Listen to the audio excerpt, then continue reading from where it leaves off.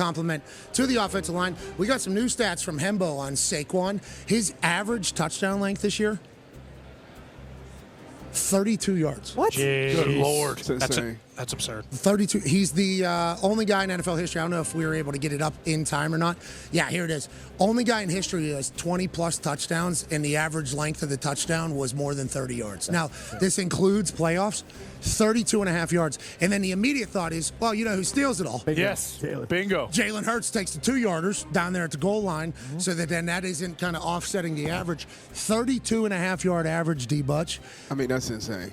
It's insane. And part of it, I mean, obviously, is the offensive line. That's explosive. Who's in Only second? explosive His plays. vision is Second. crazy, yeah. Who has the second? Like, is the second place like 12 yards a carry? Like, that's what I'm 29, wondering. 1984, Mark Clayton. 1984, they were playing good ball. Yeah, they were. yeah. And They're he was a dog. they were playing good ball back in 1984. Then Dan Marino. 1989, Jerry Rice, and then Gale Sayers.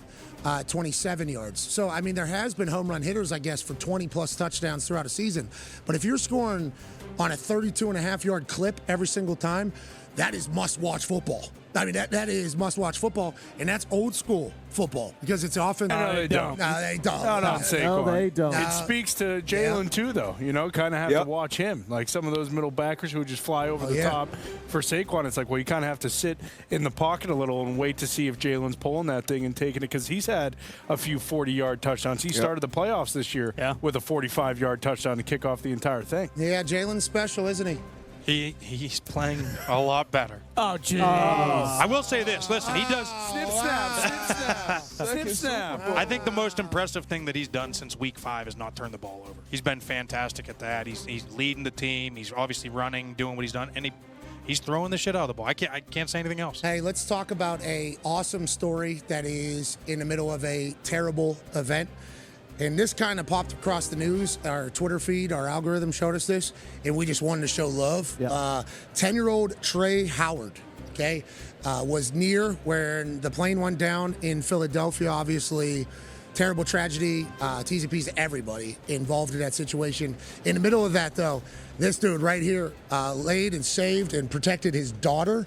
As debris was falling after the plane crash, Dad explained that it sounded like there was like war happening with like metal things hitting cars and Trey here ended up with a piece of metal in his head, when this whole thing happens. Goes to the hospital, everything happens, and then he comes out of it on Monday, I believe. Yeah, so they rushed him to the hospital. He had to have emergency brain surgery. He comes out of it on Monday. He comes out of it and he asks his dad what day it was. And his dad said it was Monday, and he was like, did I miss the Super Bowl? Did we play yesterday? And he said, no, you're fine. We play next Monday. And then his second question was, did he save his sister? Which he did.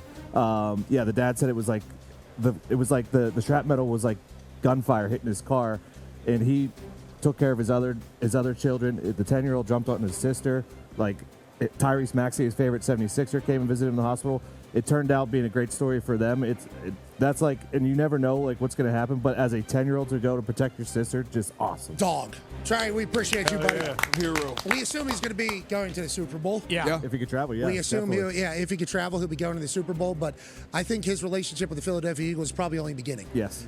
Because there's not, I mean, just like to your point, you always hope that in the moment of these situations you would act that way. And I think there's even a show on ABC, guy's been hosting it forever, like What Would You Do? Where candid camera, where they set up these situations and people can find out if in the moment of somebody getting robbed or somebody in front of you and it's all filmed, does the person act how, you would hope that person would act. You have no idea until a terrible situation pops up how you're going to do it. As a 10-year-old, just to be like, I got it.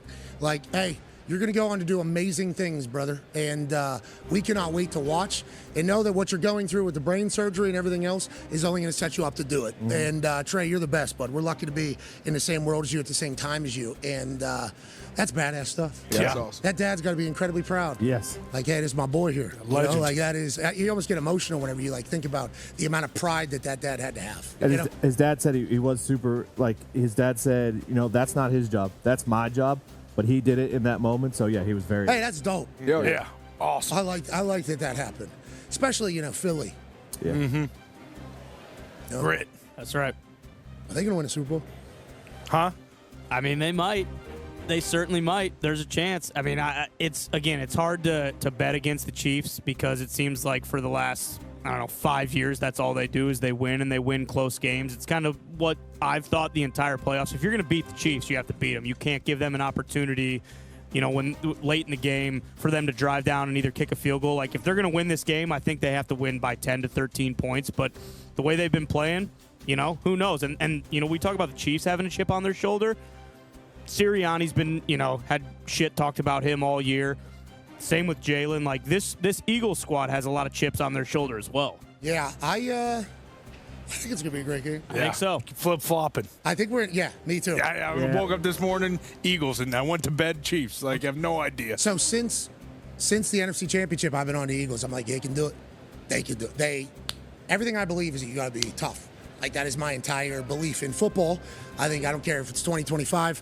I don't care if it's 2045. How the sport is, everything it involves, I think you got to be tough. And this is like, one of the toughest teams of all time. And it's like all Sirianni wanted is dogs. Yeah. We're built kibbles and bits. We're building. We are building a tough team. And they got it. And it's like Saquon was the piece that really ignited this entire thing to another level. About the refs, it's like, hold the phone now. Wait a minute. Now they got a little bit extra too. AJ's point, it's like, feels like Andy Reid and the boys are able to always win. And then you start looking at stats about Spagnuolo. It's like he's 4-time Super Bowl champion as defense coordinator for a reason. In the biggest moments, he does not get scared at all. Nope. He is emptying everything he has every single game, and his players love it. And his players love him. And it's like, then you think about Andy Reid. He runs trick plays in the Super Bowl all the time. Like, he actually just runs shit. So it's like he's not scared of anything.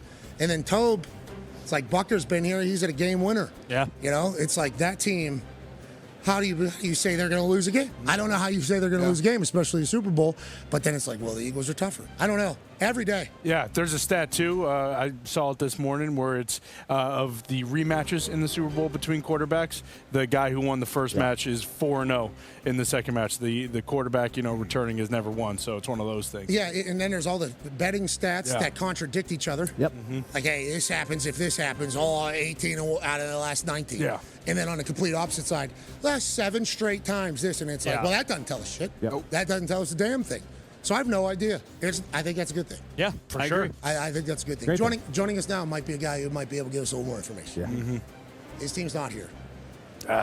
His team had a season that I don't think anybody could have predicted. Can't wait to get his kind of thoughts on it all. Ladies and gentlemen, 4-time All-Pro, absolute. Tất cả mọi người, chào mừng mọi người đã trở lại với kênh của mình. Ngày hôm nay mình sẽ hướng dẫn mọi người cách làm bông hoa oải hương bằng giấy như thế này nhé. Bây giờ chúng ta cùng nhau bắt tay vào làm nào.